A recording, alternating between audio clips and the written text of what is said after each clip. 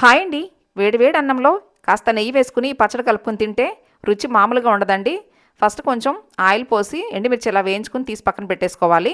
చింత చిగురు అండి, ఈ సీజన్లో చింత చిగురు బాగా దొరుకుతుంది కదా. ఈ చింత చిగురు ఇలా వేయించుకుని తీసి పక్కన పెట్టేసుకోవాలి. ఇప్పుడు చల్లారిన తర్వాత నూరుకోవాలండి. ఇప్పుడు రోల్లో ఫస్ట్ ఎండుమిర్చి వేసుకుని ఇలా బాగా దంచుకోవాలి. కల్లుప్పు వేసుకుని దంచుకుంటే తొందరగా నలుగుతుందండి. ఇలా కల్లుప్పు వేసుకుని ఎండుమిర్చిని బాగా నలిగిన తర్వాత ఇప్పుడు ఇందులో చింత చిగురు వేసినా కానీ కాస్త చింతపండు వేస్తే బాగుంటుందండి. ఇప్పుడు ఇందులో వెల్లుల్లిపాయలు జీలకర్ర వేసి దంచుకోవాలి.